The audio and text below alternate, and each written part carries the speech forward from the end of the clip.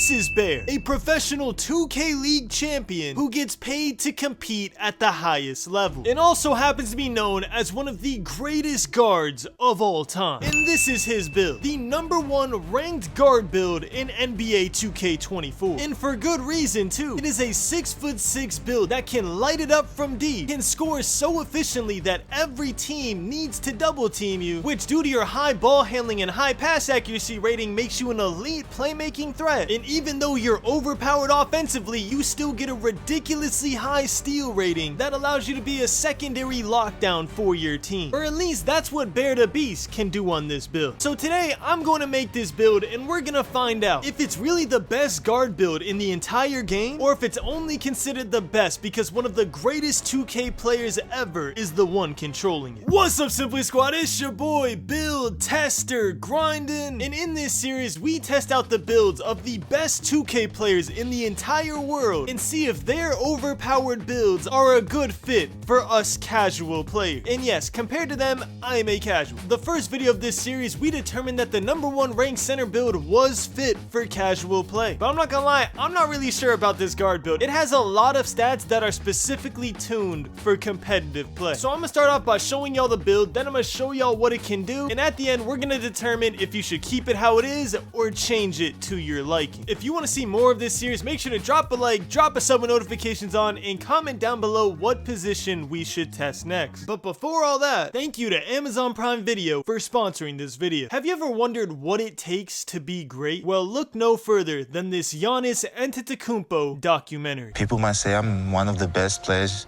in the NBA right now, but I don't see it. I don't feel it. A truly inspiring story of a young immigrant from humble beginnings. I'm just a hard worker that's trying to survive. Turning into a household name. What is your goal? I want to be an NBA player. The Milwaukee Bucks select Giannis Antetokounmpo from Athens, Greece. But even though he made it to the league like he always dreamed, his struggles didn't stop there. 54-year-old Charles Antetokounmpo suffered a heart attack. I said, I don't want to play no more. I thought he was done. One of the many things this film does amazing is highlight the adversity Giannis faced. As an immigrant, you are nothing. We've always been outsiders. Living here was basically illegal. We had to live in fear. While at the same time gives you an inside look on how he was able to overcome it. I always try to protect my family. You want the best for your brothers. I also really love how this documentary shows a different side of Giannis. Instead of showing us the Greek freak, this athletic freak of nature who dominates the NBA, we get to see the real Giannis and his mindset. Oh my goodness! Yes! I don't play basketball for the money and the fame. I only play because I wanted to change my family's life. Whether you're an NBA fan or not, I truly believe you'll benefit from watching this film. So if you're looking to be inspired and entertained, click the link at the top of the description to watch the new Giannis Antetokounmpo documentary, A Marvelous Journey. The difference between a coward and a hero. It's how you deal with fear.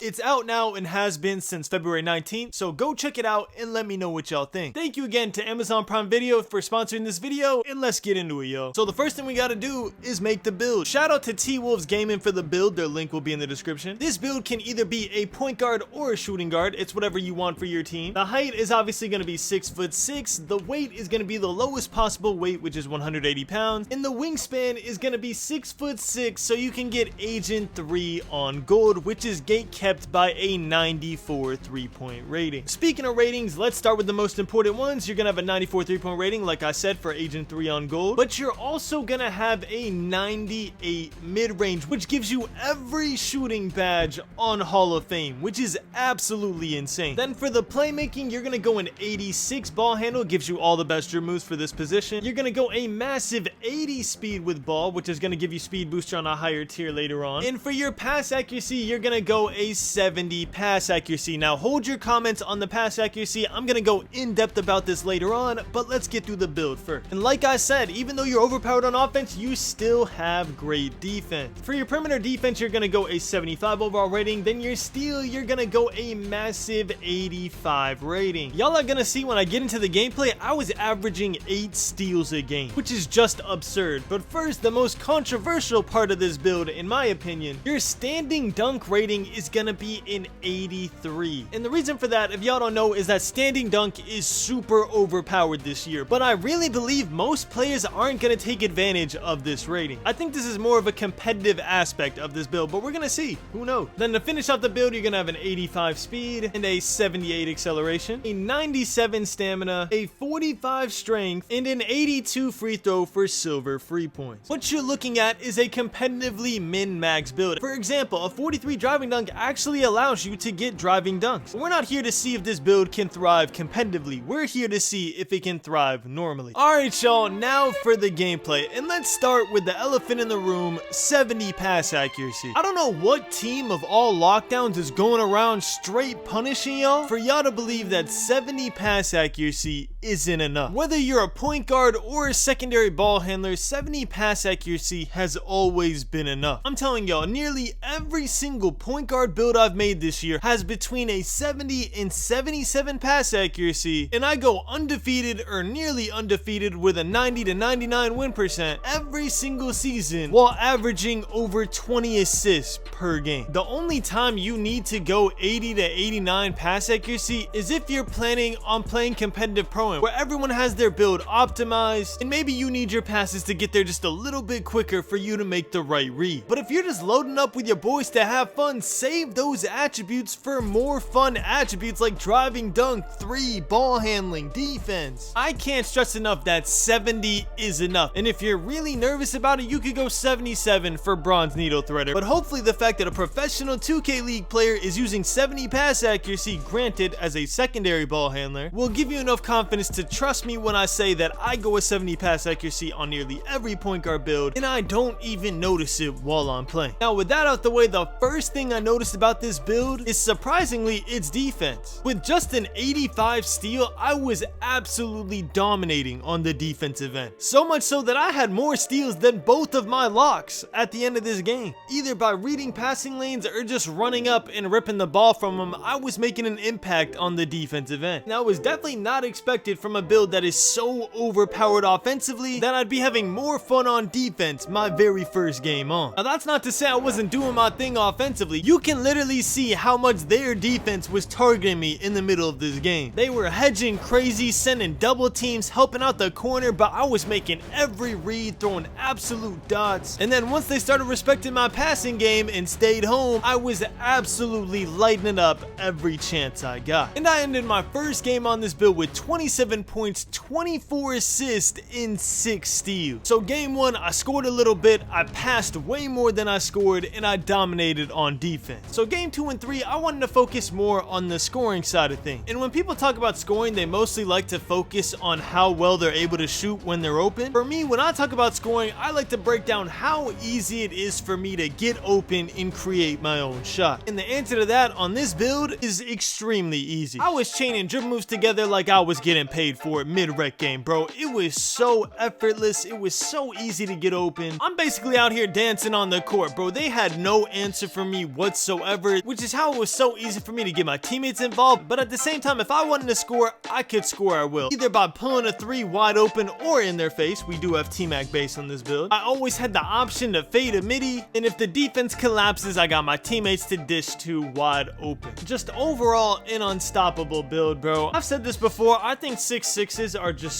so broken, it's kind of ridiculous. You dribble just as fast and just as well as a 6'4 build, but you also don't get as contested as 6'4s do, and even when you do get contested, you have T-Mac base, which is literally the don't care how good of defense you're playing, I'm gonna shoot right over you jump shot in this game. At this point, it's just a staple of 2K24, bro. You can quite literally shoot over heads like it's 2K19. Now, I don't want y'all to think I'm gassing this build up just because it's Bears build, so let me tell y'all about the negatives of this build. And the first negative of this build isn't necessarily a negative of the build, it's a negative of how I like to play. And that is that I I didn't use the finishing at all in 3 games. There's not a single point in any of these games where I was in the paint on offense. And that's more of a personal thing than it is a thing about this build. I don't like to drive. In my mind, if I want a bucket in the paint, I'm telling my center to slip, and then if they collapse, I can dish it to the corner. If they don't collapse, it's a free 2. There's no reason for me to go to the paint, which means the 83 standing dunk that we invested a lot of attributes into wasn't getting used at all and could have been used to up the defense to a 91 steal, could even up the 3-point a little higher, could have upped our speed with ball, could have upped our pass accuracy for people that aren't comfortable with the 70 for whatever reason. It could have been used in a lot of different ways. Now that's not to say that 83 standing dunk wasn't the right move. Standing dunk meters are the most overpowered thing in this game by far. In the right hands, I'm positive this build could drop 20 points just by getting standing dunks in the paint off of backdoor cuts. But that's just not how I play, and that's not how I have fun on this game. I have fun by creating offense off of traditional pick and roll. So just off that alone, this build specifically is not for me. It's not a build I would make. I would take the standing dunk off completely and add it to defense or playmaking. But you got to keep in mind, that's coming from a guy who would put no finishing on his point guard build. I really do not like to finish in the paint. I know a lot of y'all do. So honestly, you could take the standing dunk from this build and put it on your driving dunk, because I know a lot of y'all like the driving dunk. Again, me personally, if I don't have to touch the paint the entire game, I'm going to not touch the paint the entire game. I don't like driving to the paint. And honestly, there's no other negative to this build, and that really wasn't even a negative. It's just how I play. I feel like this is one of the few builds we've covered that can literally do it all. However, I am going to change this build because I feel like the standing dunk wasn't getting used, in my opinion. So first, I'm going to show y'all the jump shot and dribble move I used while playing, just in case y'all want to make this exact build. And then I'm going to show y'all how I upgraded this build to a 90 overall. And to finish off this video, I'm going to give y'all the build that I would use instead that has no finishing whatsoever. But I'm also going to show y'all some variations where if you like finishing, you could do this, or if you want more pass accuracy or defense, you could do this instead. So yeah, let's get into it. Alright, so the jump shot I used in this video was base Tracy McGrady, release 1 Oscar Robertson, release 2 Sadiq Bey, 100% release speed, and the blending is 66% Oscar Robertson, 34% Sadiq Bey. And I personally use this jump shot on set point. I've always used set point for every single jump shot I use, but I would recommend you use this jump shot on whatever your preferred timing is, especially if it's push, because in my opinion, push is the best timing in the entire game. But I'm just too used to set point, so I use set point. Here are all the dribble moves I used in this video. If you want to combo up exactly like I was, this is the dribble moves you use. I'm not going to go through every single one, but the main staples are dribble style pro, Kemba Walker escape, and John Wall step back. And finally, this is how I upgraded to 90 or 89 specifically on this build. Now obviously I can upgrade to 91 after playing my games, and if I was going to, I would probably just put it on my perimeter defense. But at 89, I decided to max out my shooting and max out my playmaking, as I thought those were the main staples of the build, as well as pretty much max out my physicals. Acceleration just going to 73 because that's the main cap that you want to reach. And I did max out my standing dunk, trying to get clips for y'all, but again, I never touched the paint in the 3 games, so I guess that's on me. Now let's get into what I would change about the build. So we got the build right here. The first thing I told you I was going to do is I'm going to take this standing dunk and I'm going to put it all the way to 0. I don't use it, so I don't want to waste those attributes here. Now there is a lot of different things you can do with these attributes. First off, for my pass accuracy aficionados out there, you can make your pass accuracy from a 70 to a 77 to get that needle threaded threshold we talked about. If you're really worried about your pass accuracy, you could do this. And then afterwards, you could up your free throw to get gold free point. Another option you have instead of pass accuracy is upping your steal to a 90 for gold interceptor and gold right stick ripper. If you attempt to steal using your right stick, that could be an option that you enjoy. And then the last option I'll recommend is if you bring down your acceleration as well to a 73 to meet the minimum requirement for acceleration, you can bring your driving dunk to a 55, which unlocks like Klay Thompson and all those other safe dunks that a lot of people use. Now I said in the beginning of the video I would let y'all know if I think that this competitive build was fit for casual play. The first center build we did was, but unfortunately I think that this build